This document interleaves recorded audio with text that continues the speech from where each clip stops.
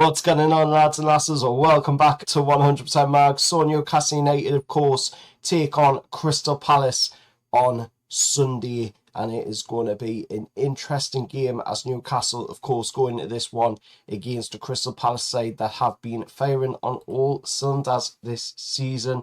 They have a really good record away from home. They have a really good record at home as well. But they will be playing us at St James's Park, where we are absolutely firing on all cylinders. Eddie Howe has the lads doing the stuff at home. We might not be all that great away from home this season, but at home we are absolutely untouchable. 10 games in a row now. Newcastle have won 10 straight games in a row, unbeaten at St James's Park.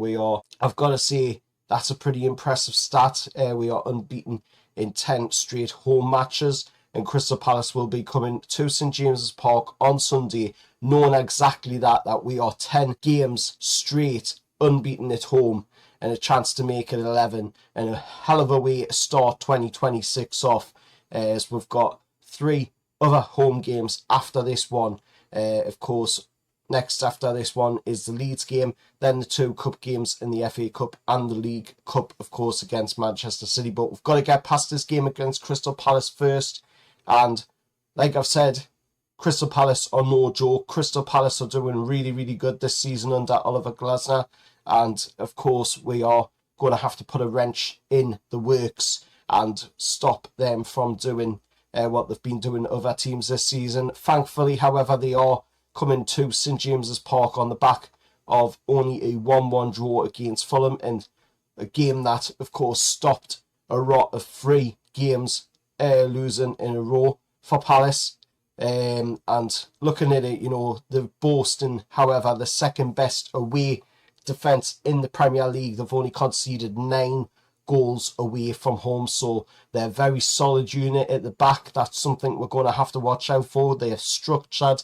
They know how to do that low block style that seems to be causing us a lot of problems, and has been causing us a lot of problems for a while now. Hopefully we'll find a way around that on Sunday, if Palace do decide to deploy that against us in the game.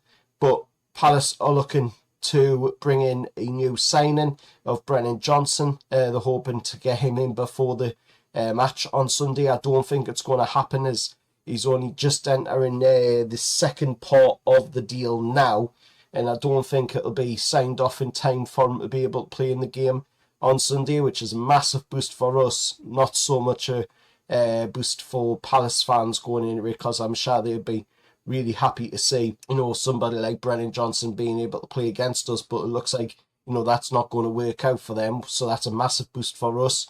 Anthony Gordon as well is set to hit a massive milestone for Newcastle United, 100 Premier League appearances, if he starts in the game, or if he plays in the game, which I am absolutely certain he will. And looking at, of course, the recent games against Palace at St James's Park, this isn't a very good ground for Crystal Palace fans. It's not a very good ground for Crystal Palace themselves. They have had absolute nightmares here over the years. Looking at the recent 5 games, we've beaten them in 3 out of the 5.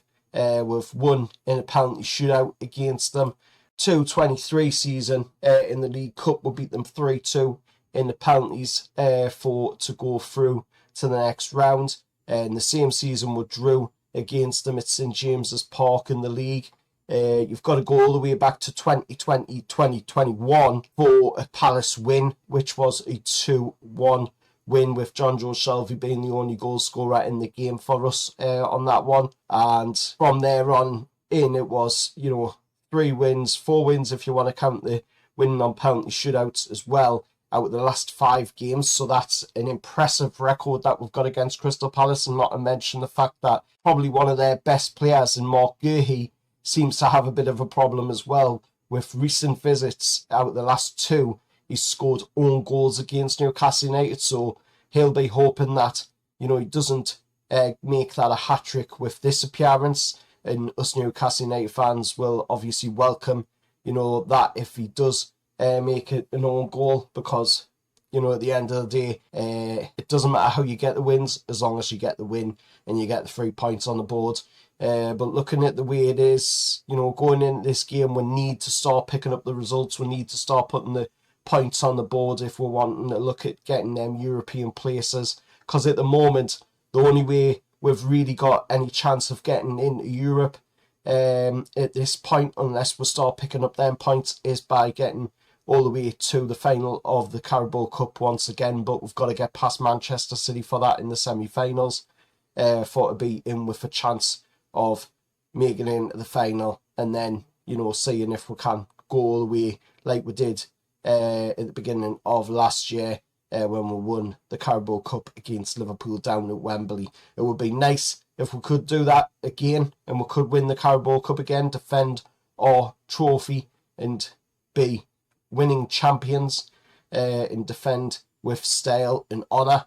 That would be amazing to see. But what we've got to focus on is this game against Palace first, getting the result here, then getting the game against Leeds done in a result in that, and then see where we go from there against Bournemouth in the FA Cup, and then, of course, Man City in the first leg at St James's Park of the Carabao Cup. But it's going to be an interesting run of 4 games, and an interesting way to start off 2026. But do you think Newcastle United will come out on top in this game against Crystal Palace on Sunday? Do you think we'll make it 11 games unbeaten in a row at St James's Park? And who do you think, of course, out of the players in the squad, will be the scorer to do it? And who do you think will be, of course, that star of the show in the game?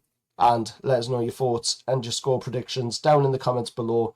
And a big, massive thank you as well to everybody, and Happy New Year as well to everybody who didn't see, of course, the show I put up on New Year's Eve. Want to wish everybody a Happy New Year, and I hope you all have a brilliant 2026. And let's go into this game on Sunday with the right mentality. Let's go into this game looking to pick up the 3 points and start off this year in style with a win in the bag against Crystal Palace and Oliver Glasner's side. Till next time, hit that like, share, subscribe to the channel, and I'll see you all for the next one. However, lads.